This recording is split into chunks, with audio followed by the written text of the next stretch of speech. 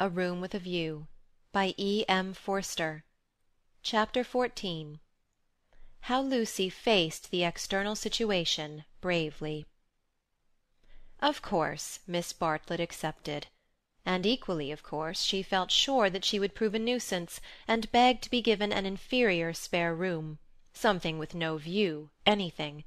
Her love to Lucy, and equally of course George Emerson could come to tennis on the Sunday week. Lucy faced the situation bravely, though, like most of us, she only faced the situation that encompassed her. She never gazed inwards. If at times strange images rose from the depths, she put them down to nerves. When Cecil brought the Emersons to Summer Street, it had upset her nerves. Charlotte would burnish up past foolishness, and this might upset her nerves. She was nervous at night. When she talked to George, they met again almost immediately at the rectory, his voice moved her deeply, and she wished to remain near him. How dreadful if she really wished to remain near him! Of course the wish was due to nerves, which love to play such perverse tricks upon us. Once she had suffered from things that came out of nothing and meant she didn't know what. Now Cecil had explained psychology to her one wet afternoon, and all the troubles of youth in an unknown world could be dismissed. It is obvious enough for the reader to conclude, she loves young Emerson. A reader in Lucy's place would not find it obvious. Life is easy to chronicle, but bewildering to practice, and we welcome nerves or any other shibboleth that will cloak our personal desire. She loved Cecil. George made her nervous. Will the reader explain to her that the phrases should have been reversed? But the external situation, she will face that bravely. The meeting at the rectory had passed off well enough. Standing between Mr. Beebe and Cecil, she had made a few temperate allusions to Italy, and George had replied. She was anxious to show that she was not shy, and was glad that he did not seem shy either. "A nice fellow," said Mr. Beebe afterwards. "He will work off his crudities in time. I rather mistrust young men who slip into life gracefully." Lucy said, "He seems in better spirits. He laughs more." "Yes," replied the clergyman, "he is waking up." That was all, but as the week wore on, more of her defences fell, and she entertained an image that had physical beauty. In spite of the clearest directions, Miss Bartlett contrived to bungle her arrival. She was due at the south-eastern station at Dorking, whither Mrs. Honeychurch drove to meet her. She arrived at the London and Brighton station, and had to hire a cab up. No one was at home except Freddy and his friend, who had to stop their tennis and to entertain her for a solid hour. Cecil and Lucy turned up at 4 o'clock, and these, with little Minnie Beebe, made a somewhat lugubrious sextet upon the upper lawn for tea. "I shall never forgive myself," said Miss Bartlett, who kept on rising from her seat, and had to be begged by the united company to remain. "I have upset everything, bursting in on young people. But I insist on paying for my cab up. Grant me that at any rate." "Our visitors never do such a dreadful thing," said Lucy, while her brother, in whose memory the boiled egg had already grown unsubstantial, exclaimed in irritable tones, "Just what I've been trying to convince cousin Charlotte of, Lucy, for the last half-hour." "I do not feel myself an ordinary visitor," said Miss Bartlett, and looked at her frayed gloves. "All right, if you'd really rather. 5 shillings, and I give a bob to the driver." Miss Bartlett looked in her purse.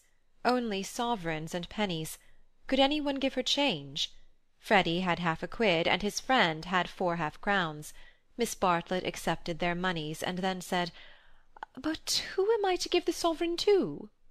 "Let's leave it all till mother comes back," suggested Lucy.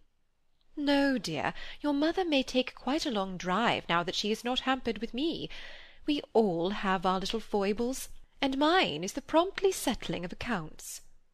Here Freddy's friend, Mr. Floyd, made the one remark of his that need be quoted. He offered to toss Freddy for Miss Bartlett's quid. A solution seemed in sight, and even Cecil, who had been ostentatiously drinking tea at the View, felt the eternal attraction of chance, and turned round. But this did not do either. "Please, please, I know I am a sad spoil-sport, but it would make me wretched. I should practically be robbing the one who lost." "Freddy owes me 15 shillings," interposed Cecil, "so it will work out right if you give the pound to me." 15 shillings? said Miss Bartlett dubiously. "How is that, Mr. Vyse?" "Because, don't you see, Freddy paid your cab. Give me the pound, and we shall avoid this deplorable gambling." Miss Bartlett, who was poor at figures, became bewildered, and rendered up the sovereign, amidst the suppressed gurgles of the other youths. For a moment Cecil was happy. He was playing at nonsense among his peers. Then he glanced at Lucy, in whose face petty anxieties had marred the smiles. In January he would rescue his Leonardo from this stupefying twaddle. "But I don't see that," exclaimed Minnie Beebe, who had narrowly watched the iniquitous transaction. "I don't see why Mr. Vyse is to have the quid." "Because of the 15 shillings and the 5, they said solemnly. 15 shillings and 5 shillings make £1, you see." "But I don't see." They tried to stifle her with cake. "No, thank you, I'm done. I don't see why. Oh, Freddy, don't poke me. Miss Honeychurch, your brother's hurting me. Ow! What about Mr. Floyd's 10 shillings? Ow! No, I don't see, and I never shall see why Miss What's-her-name shouldn't pay that bob for the driver." "I had forgotten the driver," said Miss Bartlett, reddening. "Thank you, dear, for reminding me. 1 shilling, was it? Can anyone give me change for half a crown?" "I'll get it," said the young hostess, rising with decision. "Cecil, give me that sovereign. No, give me up that sovereign. I'll get Euphemia to change it, and we'll start the whole thing again from the beginning." "Lucy, Lucy, what a nuisance I am!" protested Miss Bartlett, and followed her across the lawn. Lucy tripped ahead, simulating hilarity. When they were out of earshot, Miss Bartlett stopped her wails and said quite briskly, "Have you told him about him yet?" "No, I haven't," replied Lucy, and then could have bitten her tongue for understanding so quickly what her cousin meant. "Let me see, a sovereign's worth of silver." She escaped into the kitchen. Miss Bartlett's sudden transitions were too uncanny. It sometimes seemed as if she had planned every word she spoke or caused to be spoken, as if all this worry about cabs and change had been a ruse to surprise the soul. "No, I haven't told Cecil or anyone," she remarked when she returned. "I promised you I shouldn't. Here is your money, all shillings except 2 half-crowns. Would you count it? You can settle your debt nicely now." Miss Bartlett was in the drawing-room, gazing at the photograph of St. John ascending, who had been framed. "How dreadful!" she murmured. "How more than dreadful if Mr. Vyse should come to hear of it from some other source." "Oh, no, Charlotte," said the girl, entering the battle.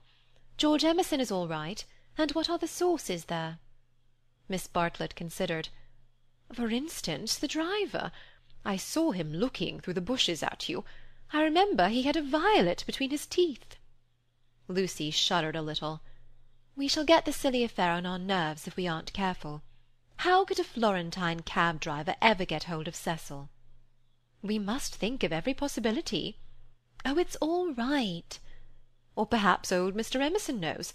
In fact, he is certain to know." "I don't care if he does.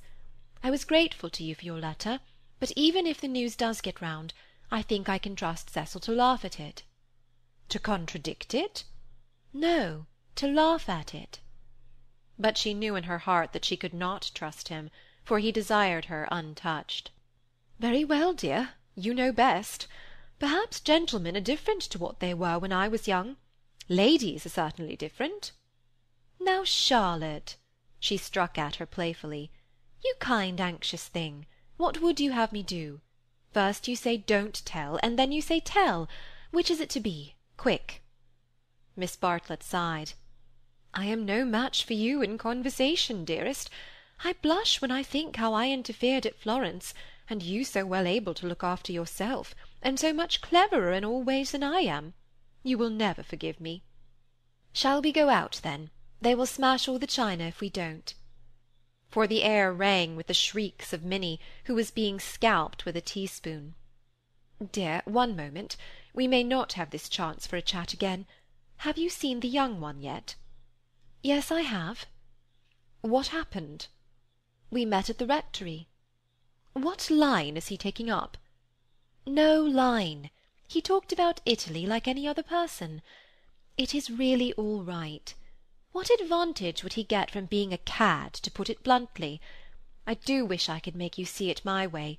He really won't be any nuisance, Charlotte." "Once a cad, always a cad.